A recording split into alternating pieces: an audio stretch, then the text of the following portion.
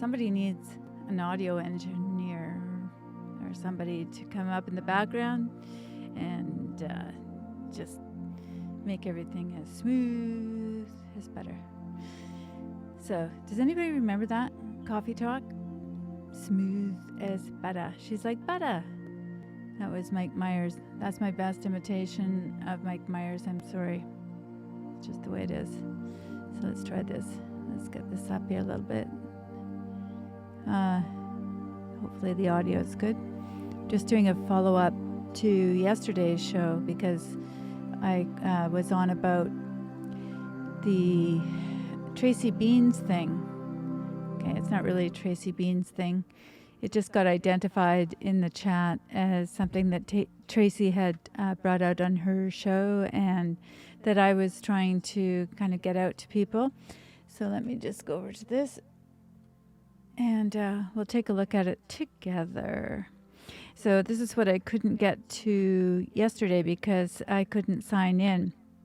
Now, since that time, I have some serious questions about signing in at all. I have questions because I think that I don't know. I just have some weird questions about whether this is a real site or not. Because I was watching another channel. I watch a lot of channels, and it can be confusing. It can be really helpful. Just depends on the situation. So I had seen this video with Tracy Beanz chatting about the what's her name? Ann Vandersteel. And she was interviewing a couple of people from the deep state. And then it took us to this website that they just started, reportforthepresident.org. Now, a couple of things struck me afterwards, which I find kind of embarrassing in a way because I do consider myself to be a pretty good reporter. I've been doing this for a long time. And I do trust Tracy Beanz, and I looked at the video and I watched it all the way through, and I thought, yeah, this does sound pretty cool. But the thing that I started to think about was how blown away Tracy was about the fact that this was now coming to light and in this particular way. And then I thought about the name of the website itself, reportforthepresident.org. Now, I don't know. I just feel like people that are working behind the scenes would probably be able to have direct access to the president. And if it was important enough, he already knows this. So one of the sites that I was at was talking about Q. Now, I don't follow Q religiously, as they say, because I do think some people are so fervent about Q that they actually lose sight of the fact that they need to do their own exploration about this. So this other site is actually very much a Q site, and they were looking into some of the information that has been disseminated, and Q is basically saying that there are sites that are popping up that are meant for disinformation purposes. And I got the sense that they were talking about this site. I could be totally wrong about that. But the way that they were referring to it, it sounded as though they were talking about the people that have come forward here, because they were talking about there being 119 people that are associated with this site, the one that I have on the screen. And some of those people seem to be denying that they had anything to do with this particular site. Now, they didn't say it in so many words, but it was just too much of a coincidence to just let it go. It was 119, and on this site, you'll notice if you go up here, the team. I'm hoping that doesn't kick me out again. I think it'll let me stay in. But it was also saying that these sites are having you sign in. And I don't really mind because I'm out there anyway, and I'm doing my research. And part of the research is that you might need to sign into the site. So I had a sense that one of these people here, not this guy, not okay. So here's the guy. What's his name?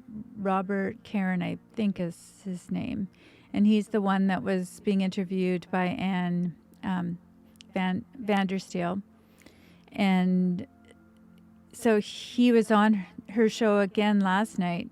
So she's kind of come out of the blue from my point of view because I don't really know her, but she seems like she's very qualified and doing a lovely job. But the production values are rather high. So that made me wonder.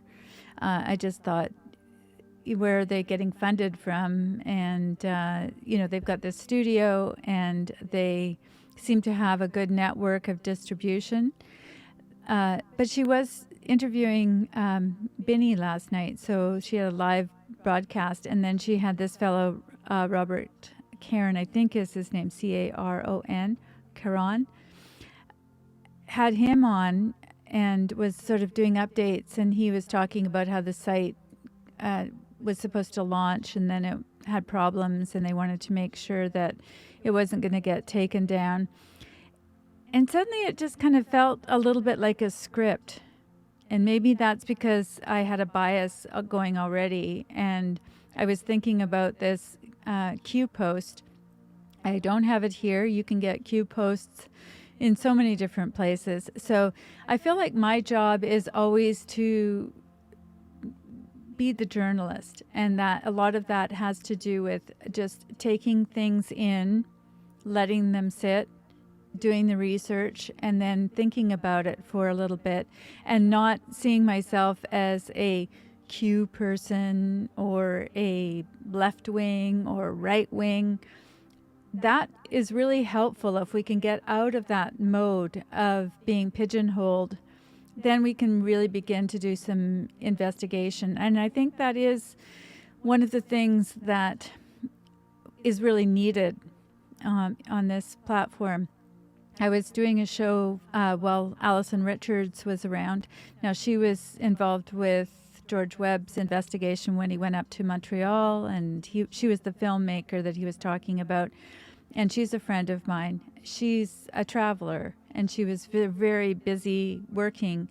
And so I was doing a show with her, but it was always airing at midnight. I'm on the West Coast, and it was really hard on her, I think, just to finish work and then be doing the show as much as she liked to do it. So that show was really focused on the idea of helping people go through the investigation process, which both Allison and I are really interested in. And she may be on the show again, but she's just moved down to Ecuador. Before that, she was in Peru. So she's doing some in the field work, and I think that's really important. You know, as much as I have a mobile studio, I'm certainly not going down to Ecuador. So I hope that she'll be able to report back and let me know what she's been up to down there. And also we have people like Dr. Judy and Stephen Schellen and various people who are involved on the front lines, as it were, in some of these areas, and I love to have them on the show and talk to them. But my goal, I think, with my audience is to bring them along with my journey as a reporter, as a person who has been doing this for some time, and not to get pulled into a certain narrative. And this is not a slag on anybody that does that, because there are people like Tracy Beans that has really dug deep into the investigation of this whole Spygate issue, which I prefer to call Spyfall, because At the War Economy was on the show, and that was what he called it. And I thought that was much better because it really has that British sense to it. And my perspective is that it's a Five Eyes issue. It's not just an election issue. It isn't confined to the United States. It's actually something that we need to be really concerned about on a global level, because I think a lot of it has to do with spying on each of us individually. So that comes down to some of the other focuses that I've had on my radio show and on this channel. And so it kind of brings it all together. And so I guess what I'm trying to do today, why I put the question mark after the name of the show instead. Yesterday it was the exclamation mark, and today it's the question mark, because I do have some questions, and I could be totally off here, and I'm really hoping that you might be able to help me with this and do your own investigation and see what you think. I hope that you will um, get inspired to go to this site, which is reportforthepresident.org. I feel reluctant at this point to advise anybody to sign up for the site because I do think that it could be a bit of a psyop. And as some of you know, the show that we do in the weekend is called PSYOP Recovery Program. We weren't doing it over the summer, but that was the show I did with Dr. Judy Wood. And I think Dr. Judy has really been instrumental, I think, in really honing my ability to just look at the evidence. And I'm curious about some of these folks. I think this is Benny here. And so he's on the site. He clearly is part of the site. He hasn't disavowed himself. And I'm not sure who it is that has. But it gets you to thinking. There's a lot of things out there that can actually be psyops, even though they look exactly like they're legitimate sites, particularly when they're supposedly exposing things. But I think the thing about this exposure is that this is information that's kind of in the public domain now. So you'd have to be pretty far behind in your research if you were not aware of what they're exposing on the site. They're also rolling it out in a very sort of, I don't know, a slow-handed kind of way. So you're probably going to get a lot more if you go to some of the research sites than you're going to find here. So you have the Joint Task Force Mega Report Summary 1, the redacted version. Now, this is what you find on the site if you do log in. So I'm suggesting that you don't log in and you just take a look at it here, because what they're doing is they're rolling out, as I say, they're rolling out certain bits of information. Now, I'm not sure exactly what the Joint Task Force is. I have to look more into that and find out if it's legit. It sounds good. And they have a logo there, so you think, okay, well, they're doing their thing. It's red, white, and blue. It has all the signs of being part of the White Hat gang. So right there in capital letters, there was never any real threat assessment justification for the investigation. Well, duh. I mean, that is not something that is that difficult to figure out.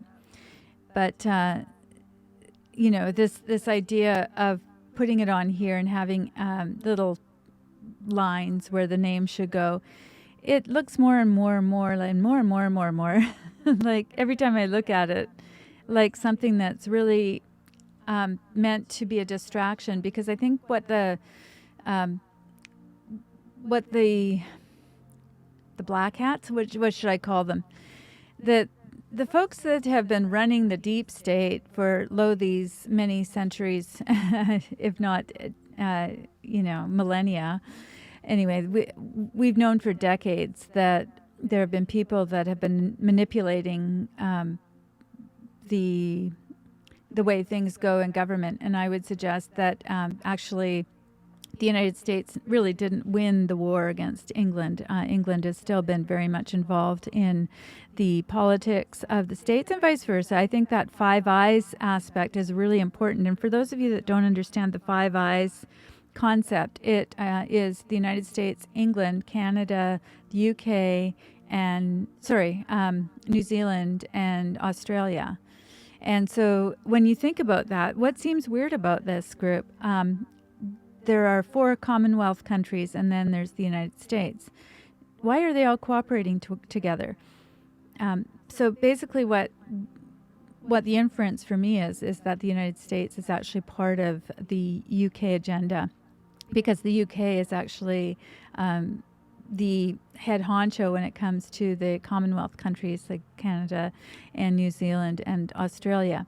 And that may not be the best way to put it, but I just find it odd that you have this group of people that have the right to spy on one another. So what they do with the Five Eyes countries is that they say, okay, so we need to find out something about Trump. So we need to, but we can't spy on our own citizens. So that's where Christopher Steele comes in. He was part of the British intelligence agency, and he was actually a retired British intelligence agent. But he had been working with the CIA and FBI over the years.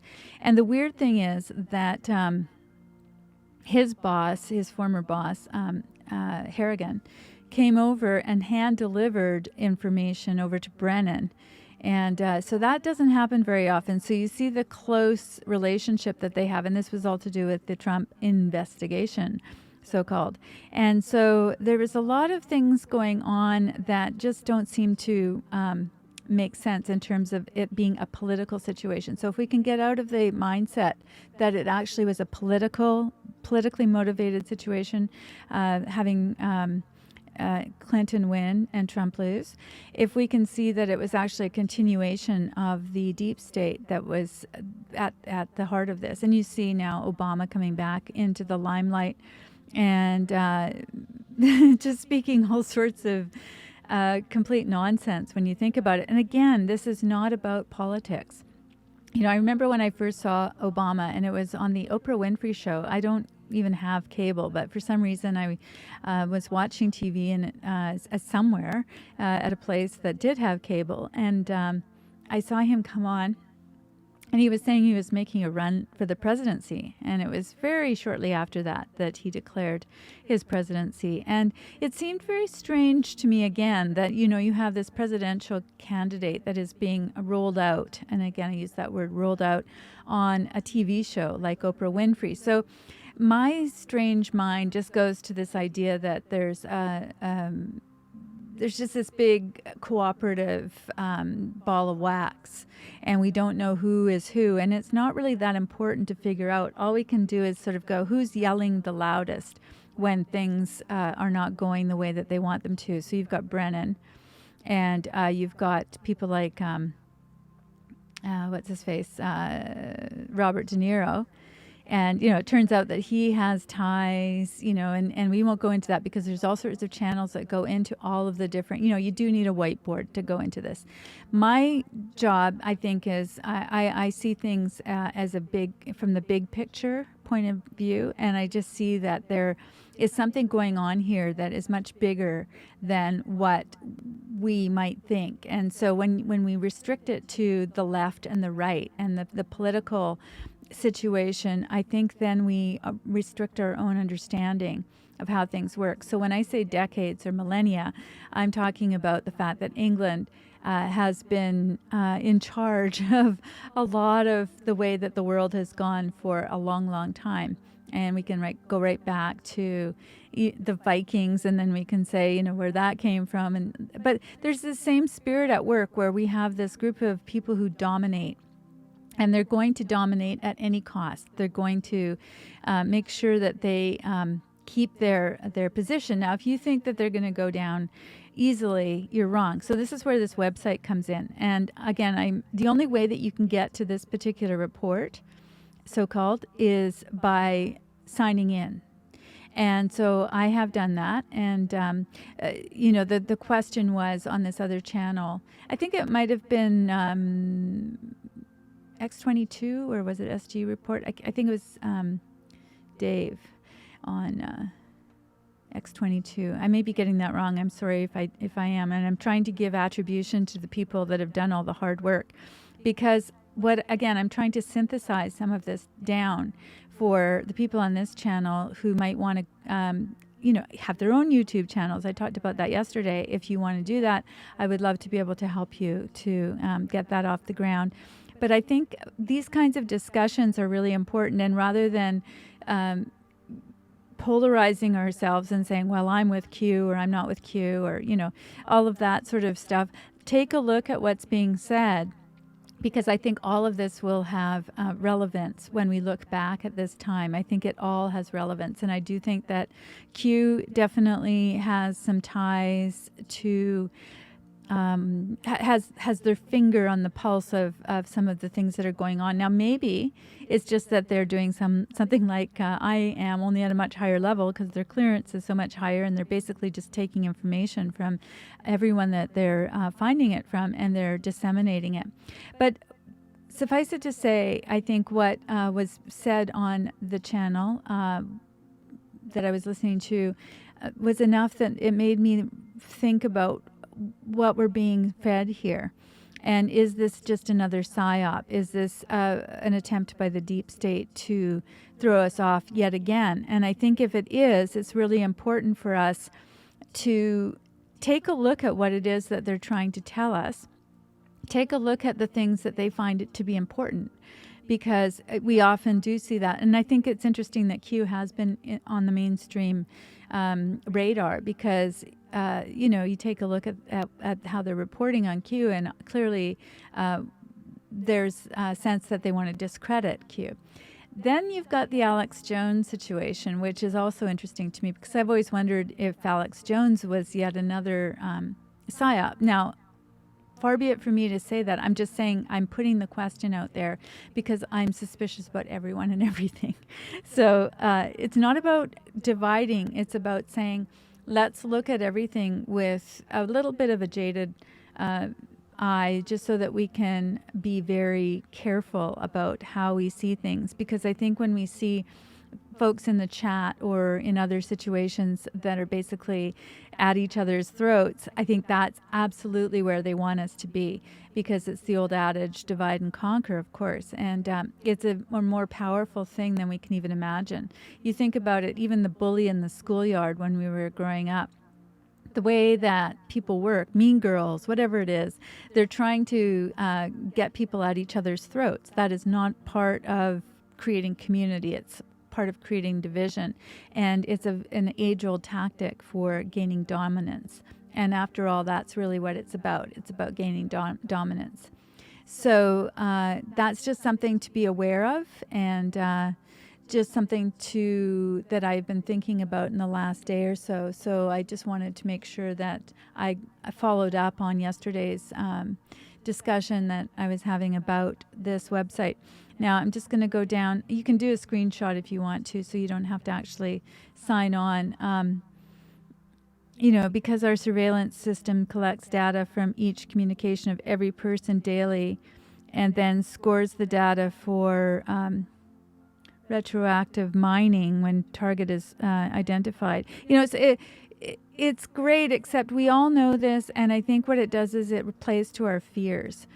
The only reason to bring this out, as far as I'm concerned, is to really just create a sense of urgency, or to say, oh, you see, they're disclosing that they actually spy on us, so therefore this must be true.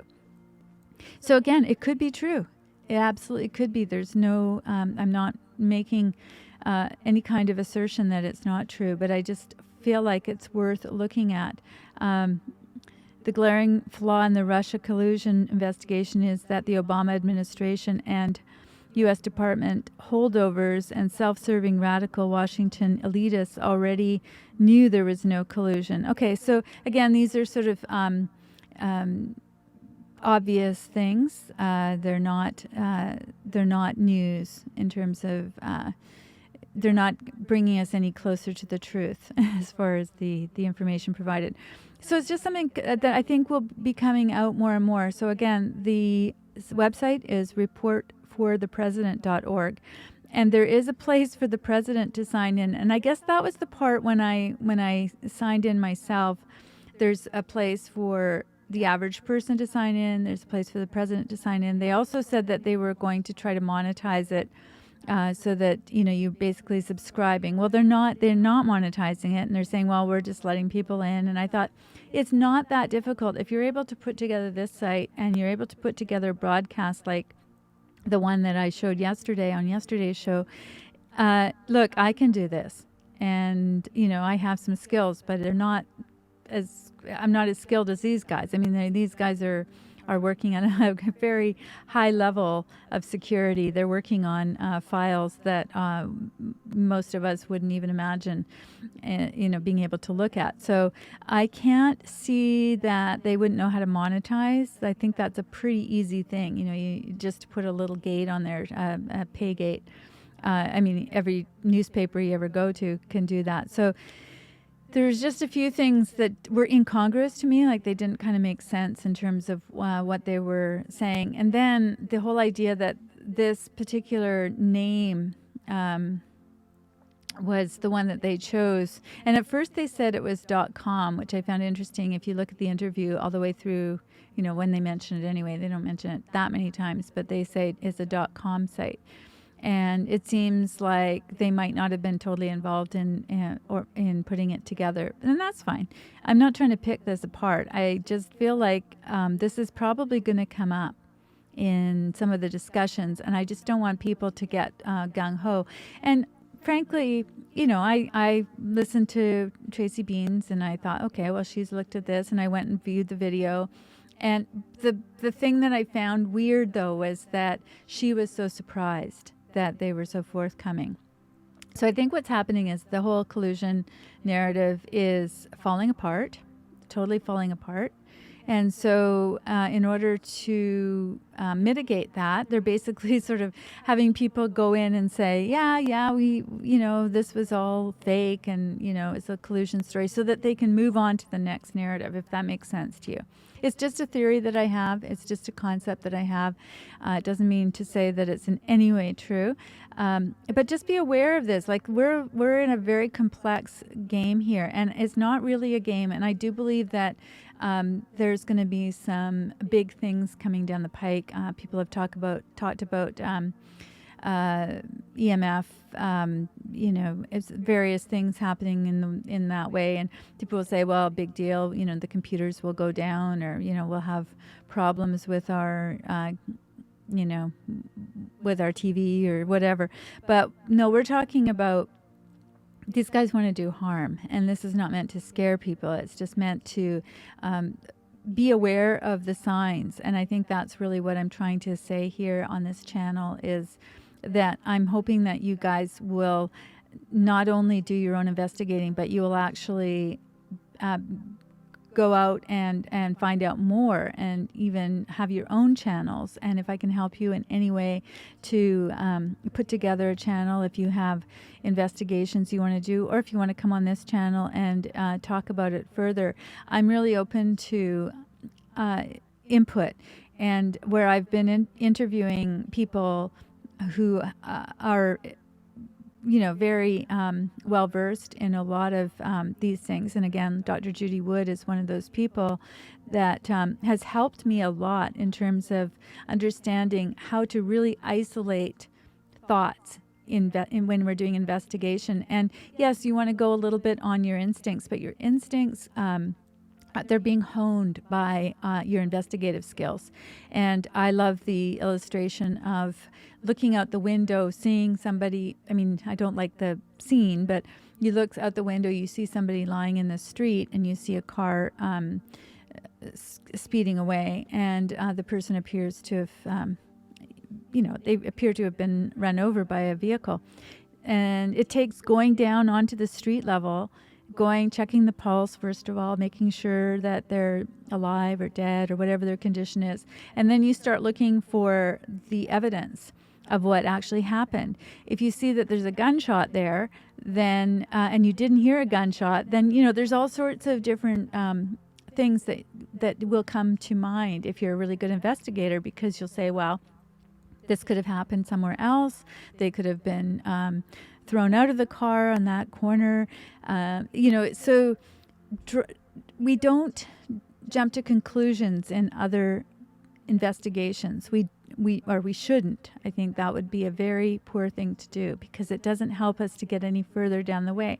By us standing up in the room and looking out the window and going back and forth about it is not helpful. And this is really interesting too, because I've always been this kind of person. People will sort of make conjectures or make assumptions or they'll talk about something and they'll say, well, I think this, well, I think this, and I think this. And that's all very well and good. But my response is always, well, can I just phone somebody and find out? Can we get an answer to this so that we can move on to the next question? And I think that's one of the things that makes a really good investigator is somebody that wants to just get the answer to that question so that we can actually build on a foundation that is reasonable. Now, the reason I'm going through this page somewhat slowly is in case you want to do screenshots or you want to read this. I'm just making it so that you don't have to go and sign in to this page. This is all they have right now. That they are unrolling some of the other things as well. Now, as far as these videos are concerned, you can see the YouTube links there. So if you want to go to them, you know, feel free, and you've got the information if you want to do that. So I'm just trying to create some tools for you here. And also I'm feeling kind of bad because yesterday I was talking about this because on the heels of having watched Tracy get all excited about it and feel like it's actually, yeah, it is too good to be true. Now, again, it could be that I'm really off, but I'm just drawing my line in the sand and I'm saying, I think this could be a bit of a psyop. I think that there could be, and I don't know why, because I'm looking at the people that are coming forward and they look totally legitimate and they look like people that are really hat in hand wanting to make good, regain the reputation of the FBI and the CIA. But keep in mind that most people have been compromised in some way and they do feel like they're doing good, I suppose, when they first start in their job. And then one thing leads to another. I don't know if you've ever been in that kind of situation. I can't say as I have. Usually I'll try and back out, but I know how close I've come to being involved in a situation. I remember meeting someone online, and this was not an online dating thing, I don't think, although I have done that. It was a situation where I had met somebody on a forum or something like that, and you sort of go down the road with them, and this was a long time ago. I think we're looking at maybe 2009 or something like that, when I just wasn't aware that there were people like this and sort of leading you along the garden path. And I thought they were serving overseas. They're always serving overseas. They're always serving the country. They're always doing something altruistic. And then, you find out that they're actually, nefarious folks. And usually they're looking for money somehow. And so as soon as you hear somebody talking about the fact that they there's money involved, then I sort of back away from that situation, and I fortunately did. But I've heard of other people that haven't, and the old letters that were coming through the email, or the messages that were coming through email, people would be sending out money. So it doesn't surprise me that there are people that are compromised and that end up giving away the farm or doing things that they shouldn't be doing in the line of their work, because I think they have a sense of suspended disbelief, and that they actually think that they're doing good. So hopefully you've gotten that whole page. If that's something that is of interest to you, I just want to go over here to the purpose. And regardless of your political party, culture, race, religion, or gender, you should be very concerned about the blatant abuses of establishment elites and holdovers from the former Obama administration who have taken the power from the people. Okay, so that's one aspect of it, but I think it's a much bigger issue than that. I think it's really about the agenda that, when you hear about Clinton keeping her server open so that the Chinese could just come in and take whatever they want. And, while we're looking over here at Russia, we're selling the secrets over here to China. And clearly there was a pay-to-play situation where she just left the server open for people who wanted to get in and, gave them the information they needed. Shared Dropbox, anyone? So these things are fairly obvious when you begin to look into the situation. And so you see the global agenda here. And again, that's why I focus on the Five Eyes, because I think it's really shocking to people, particularly people who are, born and raised in a country where they think that they're actually, free. And they find out that, in fact, a lot of what they think to be free, actually has an agenda attached to it. And that's a very sad state of affairs, and I'm sorry to have to say that or even think that. But I do believe that that's really what's happening here. I think it's a much bigger agenda than they want to admit and that we want to even acknowledge. And so when they're talking about holdovers from the Obama administration, that administration was corrupt. I do think that Obama was a Manchurian candidate based on my introduction to him through the Oprah Winfrey Show. And I think that there's some people that are part of the deep state that are at a much higher level. And I would say the Bushes as a family, as a conglomerate, have been part of this cabal for much longer time than someone like Obama. I think Obama was sort of squished between two cabals, because clearly the Clintons were involved as well at a much higher level, even when they were involved in MENA and all the different things that were happening in the 80s, the 90s. When you look at the big picture, it's really clear that the tentacles go everywhere. So when they cite the Obama administration, I sometimes wonder, by trotting him out now too, if they aren't setting him up as the fall guy, because we've got actually Clinton, Hillary Clinton, Bill, they're just one entity. Their hands are so dirty that they have to find a way to, I think, find a scapegoat, because they know they're in deep shit. So again, just helping to put a different spin on things so that we can think of things in a little bit different way and hopefully have a sense of what might be happening below the surface. It's like, I think it's the theater background that I have, because when I'm directing a play or when I'm actually doing a play myself, as no matter what, if I'm writing a play, or I'm always thinking about how we're distracting the audience. That's a lot of how you change scenes and you do things in a sort of way that makes things flow. So when I see this as a production, I can absolutely see the same elements at work here. So I guess really the bottom line is just take everything you see and you hear with a grain of salt. And when you see somebody that is focused on one part of the investigation and they are, I guess, myopically looking at that, and when you see them feeling like that something is a little bit strange about what they're finding out from the research, cotton on to that, because it could be that they're being duped as well. And again, I'm not saying, I think all of us are duped to a certain point. I have a website called redpillsquare.com, and really the point of that is just to post anything that I find that helps me to explain something to somebody else who really doesn't want to go there. And if they really don't want to go there after they've read something, then that's fine, but at least you've introduced them to something. I found it really interesting. I know that one of my brothers is following Q, and I introduced him to something or other, but I think he found his way through that over to Q land. And it's really interesting to see that, because I had no idea that he was even interested. And then the weird thing is he was having a conversation with my other brother on Facebook, of all places. This is the only place that I see my family, so that's what I use it for, is just to sort of, we'll disclose everything that we're doing. Who cares?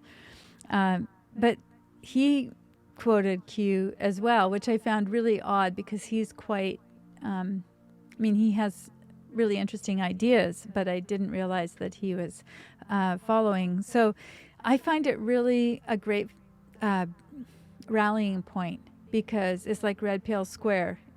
The more that you can get people aware that the world is not as it seems, the better.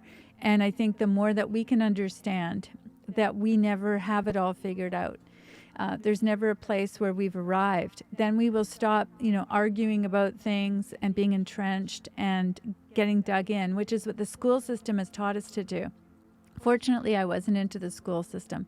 I was very much peripheral in terms, again, I looked at things from the outside and I saw some things that were going on that I wasn't into. And that's a whole other story. But it is kind of interesting. And sometime I'm going to talk a little bit about the background, and hopefully it'll resonate for some of you, because there came a point where I just said, I'm not doing this anymore. And thankfully, my mother, who wasn't very involved in my life generally because she was quite ill, she definitely was behind the decision to leave that situation.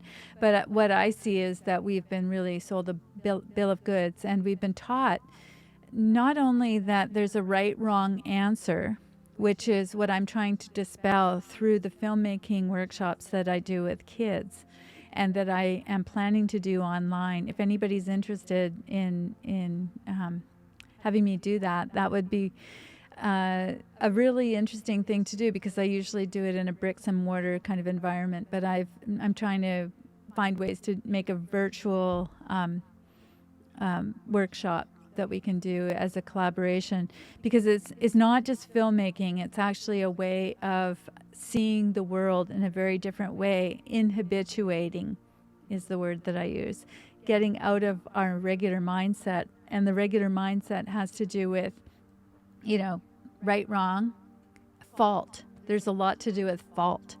And, it's not my fault. Well, I've always said, the buck stops here. I'm an entrepreneur from way back. Since I was a kid, I was make dioramas. Hard thing to remember. But I was always making something, and I'd go classroom to classroom to raise money for Bangladesh. That's how old I am. But, there was always this thing of, I'd hear about something and I'd go, okay, it's my job to do that. I never felt like it was somebody else needed to do that. So I think that's the definition of an entrepreneur, is it's a buck stops here person. And if I don't make it work, nobody will. So these are all perspectives that I'm trying to bring to the present situation, because I think we are going to see some real chaos taking place. And I think it's going to happen soon. And this being September 11th, we can remember that kind of chaos. And I don't think it's going to come in that particular way. I think it's going to come in, I think this is all part of the chaos. What is real? Is can I trust my instincts? Can I trust myself? Can I really be independent of the controllers? Or is that too scary? And I think we have to really move on from a sense that other people are going to fix this to where we have an adventure, which I talked about yesterday. To me, if you learn my lingo, it's the adventure is just a challenge where we go, I've never done this before. That is definitely the entrepreneurial spirit, and that's the one that they don't want you to know about. That's the one that the controllers don't want you to exercise, because they want you to be scared. Don't step out of your comfort zone. Don't go for the challenge. Stay where it's comfy. Stay where somebody gives you instructions. And when I do filmmaking with young folks, what I'm trying to do is get them out of that mindset. I don't give them answers. I call myself a resource person, not a teacher. I'm not there to teach. I'm there to provide some feedback and some resources, or to point you in a certain direction. And I think that's what I'm trying to do here through the channel, is to say, please, whatever you do, go to a place where you say, I've never done this before, and feel okay about going through that process. Not seeing it as an obstacle or a wall, but seeing it as a place where you can just start to move forward in your own, I guess, in your own spirit and your own sense of who you are. And that will spark your imagination. That's where imagination comes from. It's not really a left or right brain thing. I think it's just that people who are in their right mind, as I say, who are right-brained like I am, have just more access to it because they're not thinking in such a linear fashion. There's a really good book called Right Brain Right Brain Thinking in a Left Brain World. I could be wrong about that. It's Jeffrey Fried. Right Brain Thinking in Left Brain World. Anyway, it was very meaningful to me because I was working with a lot of kids that were so-called behavior problems. And I was doing these programs and I was doing them all on my own, and people were wondering how I managed these guys. And I thought, well, first of all, take them out of the classroom and give them something that they can do hands-on, and that'll be the first step. But beyond that, I think just this idea that the minds of those kids that have a difficult time in the classroom are very different. So Jeffrey Fried mentions that he was a counselor in this school, and there was this little piece of paper that was stuck up in the heating duct. And he noticed that some of the kids that came in who were behavior kids would say, "Are you going to move that piece of paper out of the ducting?" And I could so relate to that because, basically they couldn't focus in on what he was saying until that problem got solved. So he left it there because he found that it was a really good marker of what kind of brain he was working with. And I think, I would have loved to have been put behind some sort of a barrier or something so that I could actually focus, because I found, myself being very distracted even by the lights. So he does this long list of criteria as to whether a child is left or right brained and whether they're dealing with ADD. I have subsequently been told by people that I, experience that. I call it a surfeit advantage, not an attention deficit. So think about that. Surfeit means more, and surplus of, and it's an advantage because there's always this way of, if you're not normal in the classroom, then suddenly you have a deficit. No, I didn't have a deficit. I was married to a teacher, and that didn't work out too well. But that's a whole other story too, but it worked out for a period of time. But ultimately, I think personalities are so different. Basically a teacher goes through school, wants to be a teacher, goes to more school, and then they end up in a school. So it's very hard for somebody who has not been out in, I was going to say the real world, but the non-academic world, to relate to other concepts. And it doesn't help that they have instructors that say things like this. They take a piece of paper, which I don't have right here. I've got everything else. I've got wings, I've got props, I've got all sorts of things, but I don't have a piece of paper. Anyway, imagine this piece of paper rips off the left-hand side, rips off the right-hand side. It's backward for you. Ends up with this piece of paper. So a third of the paper that's in the middle, and he says, these are the people we teach.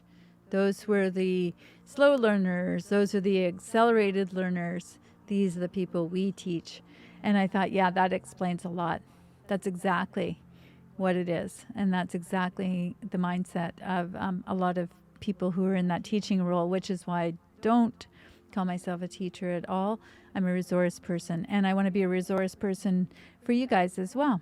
I think it would be great if we could have, everybody involved in creating content. And I'm going to be doing a little bit more. I was just looking at some little clips that I want to create. So, this is kind of what I do here, as well as talking about some of the current events.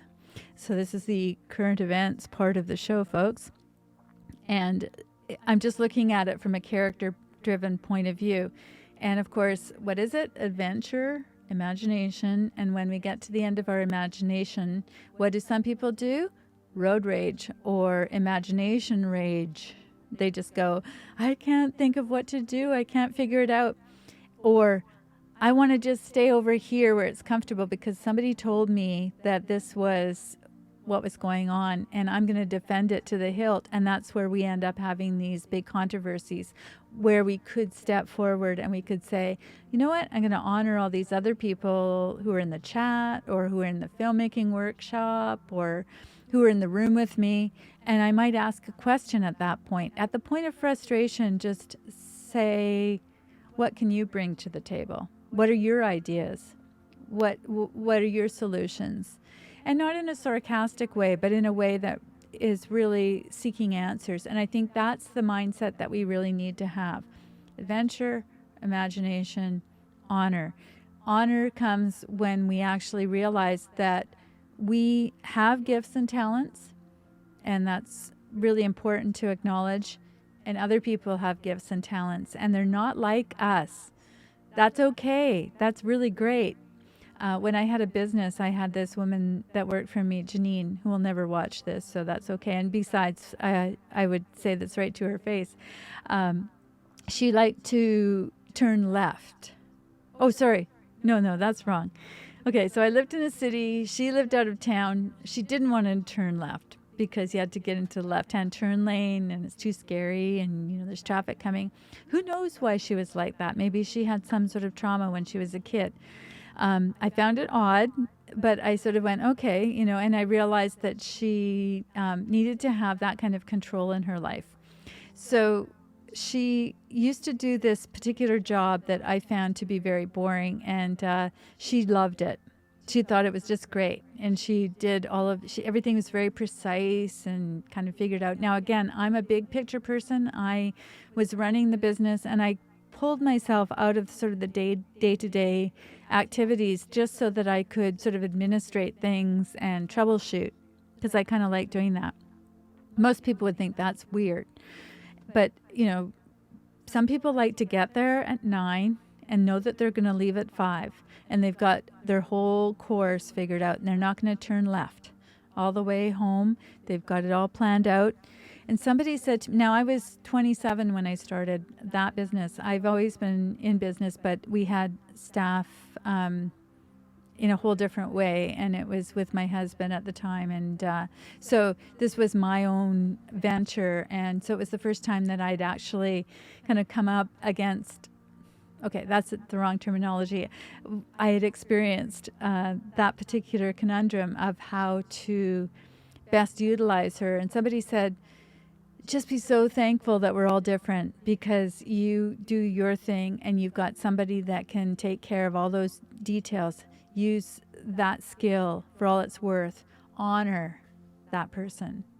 So rather than tearing people down because they're not thinking the way we are, wouldn't it be great if we could just say, okay, let's combine our skills, and let's say that because we're opposite, we can actually get way more done.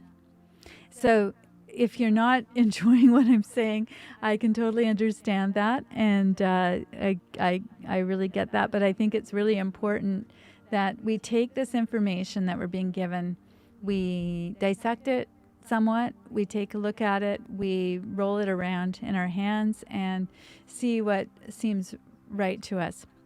So what's coming up on Character Driven is I have the Airstream Dream, which you can find on patreon.com, Airstream Dream. Take a look there, because I have a full-time radio show, a radio channel, I should say, and I'm looking for content for that. I'm also, I do a terrestrial radio show, and I do television, and I also do a lot of live events, which I really enjoy, and I want to bring to you. So that's another, there's this whole heavy part of life, and I think the thing is that we're trying to take a look at the world that we really want to create through the process here, and through the magic of being able to meet with each other this way. And so what I'm going to be doing is more sort of, I guess, docudoodles, as my friend Jeanette would say. I once bought a car on eBay and went down to Santa Monica to get it and drove it back. And I just wanted to see what the whole experience was like, and I docudoodled it. So that was in 2005. Always trying to do something that is hopefully interesting. And so I'm going to do a little bit more on-site stuff and more sort of, you know, interviewing people as I see them and talking to them about some of these issues that we've been talking about here. But I'm also going to be doing my filmmaking workshop online. And I hope that if you or somebody else that you know is interested in going through that process, if you're a teacher yourself, or if you're somebody that would like to be facilitating this in your own community, if you know some creative kids that would like to be involved, I usually involve kids who are about from 5 to, I had somebody that was 40 in one of my workshops, but I like to sort of work with kids before they get jaded. My favorite age group is between 8 and 13 because they're really going through a transition there. So I'm not going to put lower age limits except for 5, I think would probably be the youngest that I've worked with. And I think it would be unreasonable to think that we could have younger kids understanding the process as far as the way that I teach. Somebody else might be really great at doing it differently. And then right up to 16, 17, 18, because what happens is that we help each other and we break off into groups and we it's a whole different concept. It's character driven, folks. It's not the way you would imagine. And I'm not trying to make filmmakers, although I have had a couple that have gone on to do that because they've gotten into filmmaking through character driven and maybe thought that they were going to be filmmakers early on. I'm going to be putting together some of the footage that I've done in a bricks and mortar situation and trying to create a more virtual experience for people. I'm setting the bar high because I really don't know exactly how I'm going to be able to accomplish this, except that I'm using Zoom and I'm going to be inviting people into the room and we're going to be able to see each other and share information and be able to use some of the same tools that I've developed over the years. And I'm going to be sharing that with people. So that's all I really have to say. I just wanted to take a look at the chat and see what we've got over here.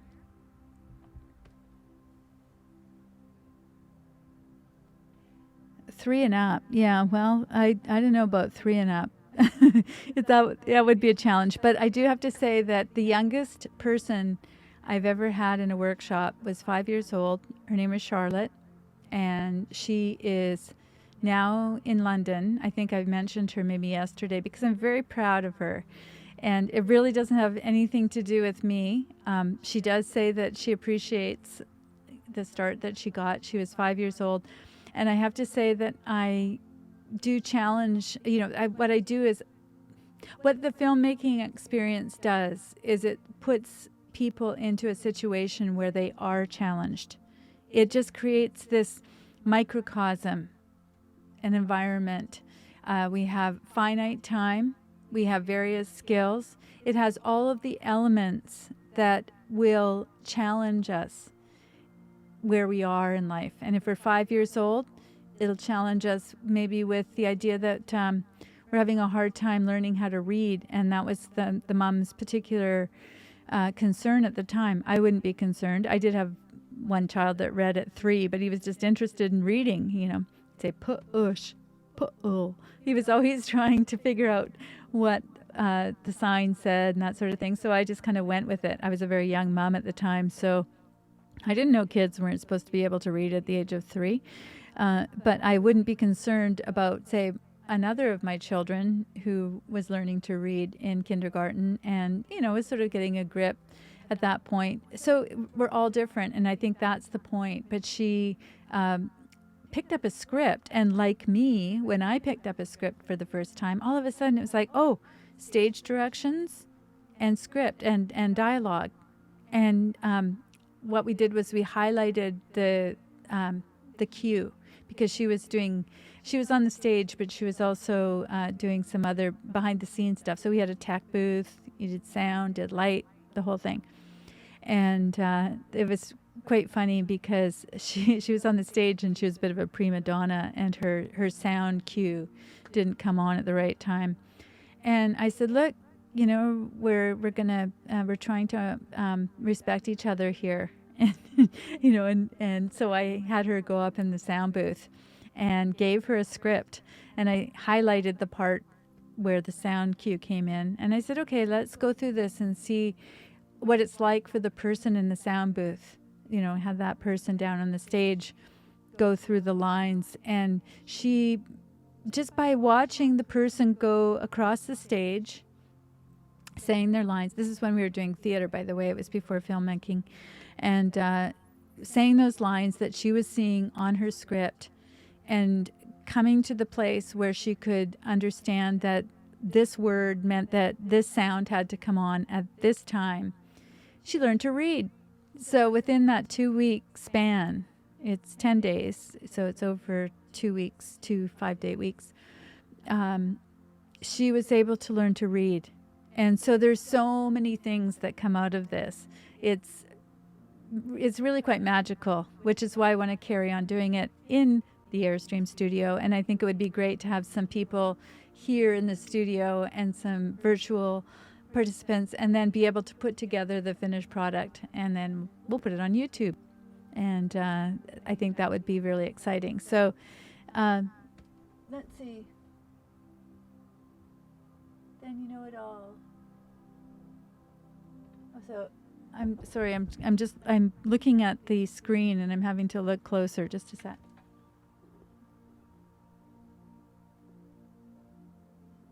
Well, I ate 8. I think you're making some really good points, and I like the conversation you're having. It'd be great if I could actually contribute a little bit more, but I need to have somebody that's reading my screen for me so that I can hear a little bit back. Then you know it all. That's all I'm reading is then you know it all. That would not be me. And I think that's the great thing. My mother said, if you're not learning, you're dying. And I think that's a very, very wise thing to understand, that if we're not learning, we're dying. And I think this is something that I taught to my kids about. I have 6 kids, and they're all very different. Some of them are very open and easy with people, and some people had a very difficult time. And I said, you can never go wrong with a question. So if you're at a loss for what to talk about, turn it around and just ask a question. Why do you think that? It's not just what do you do. I don't think that's necessarily an important question, but I think just sort of encouraging people to tell you a little bit more about themselves, and that's what character-driven is. And we will talk about that whole concept on an upcoming show. Meanwhile, be very careful about this website. As far as I'm concerned, I'm just telling you this. You may not hear it anywhere else. And although I'm sure that they were alluding to this website, but they didn't mention it in particular. Maybe they just didn't know it. But I just found it weird that I had just done a show about this and then watched that YouTube presenter. And in my mind, I just went, they're talking about this website. And so it's reportforthepresident.org. Now, I'm on the record as saying that I think this is a bit sketchy. So you've heard it here first, folks, or maybe second, who knows. All of these problems disappeared under scrutiny. Who's going to fix the world? We are. This is exactly, thank you for asking that question. That is a perfect question.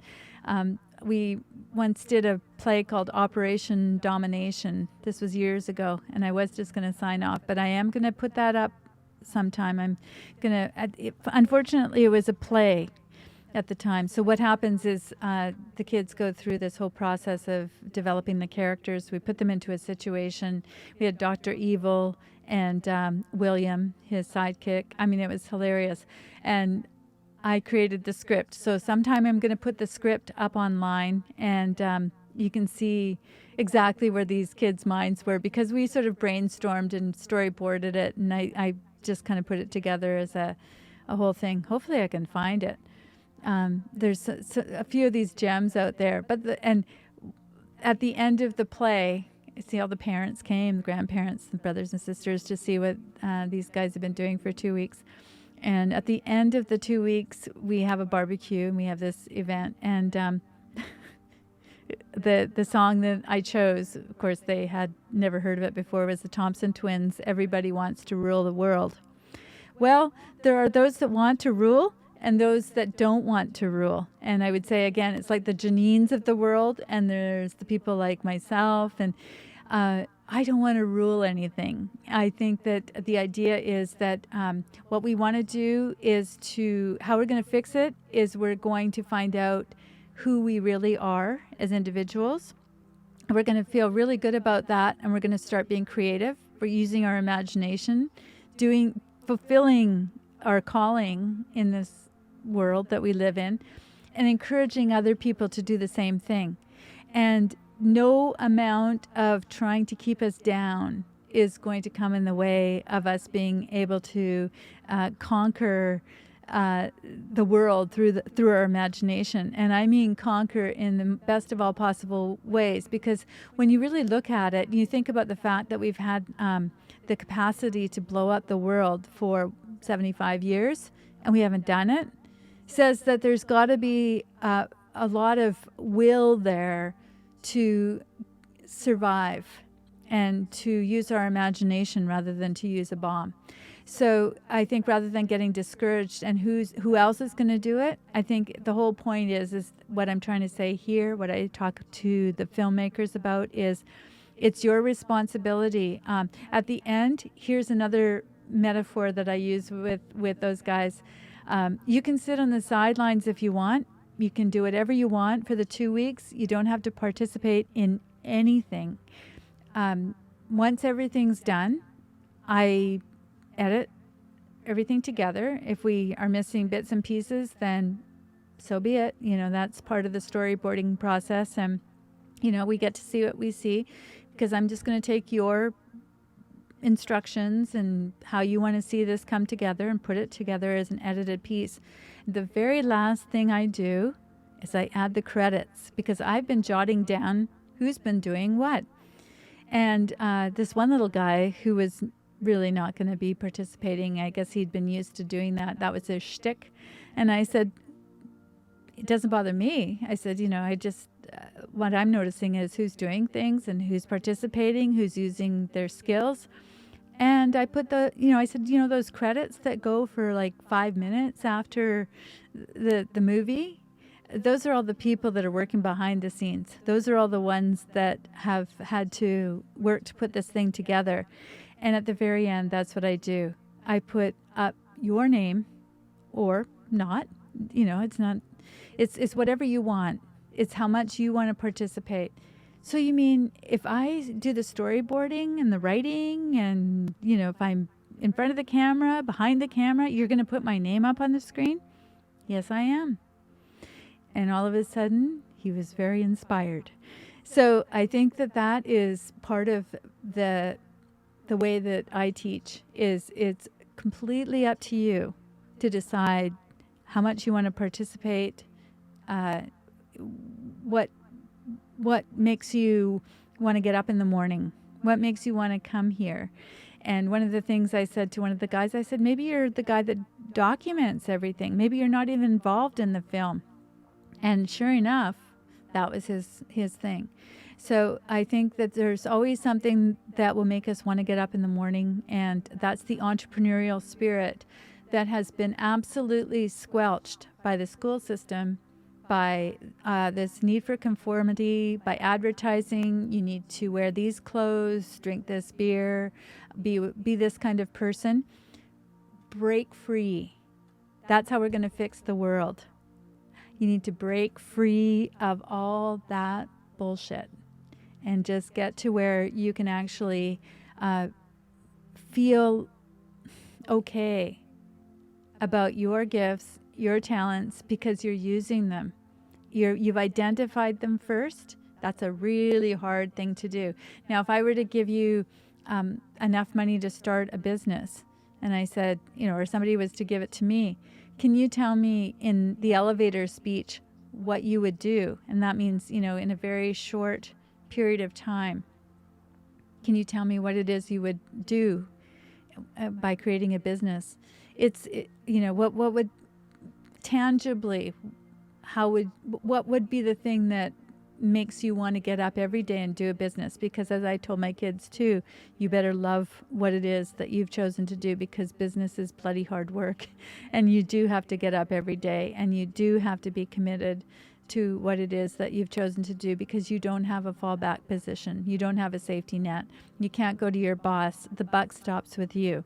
And you better really enjoy what it is that you do. And that's the other part of filmmaking. And I do hope that that answers your question. It's a long-winded way of doing it, but the way we fix it is by becoming very aware of who we are, what our role is in this world, how we can make a contribution, what we can give, how we can make ourselves of use, how we can be part of the solution, and how we can honor the other people that have chosen to join us in that quest. And I'm going to leave you with that. And thank you so much for participating, for being part of the show. And I will be back. I don't care if nobody's here. I'm hoping that people will see this in some way or another, that you might want to share some of it, cut it up, make it into a podcast. I don't know. If there's anything that's been useful, I hope that you'll pass on that information to somebody else just by word of mouth, letting people know, and inviting them to join us and be part of the community, because we're going to start making a film pretty soon. I'm telling you right now.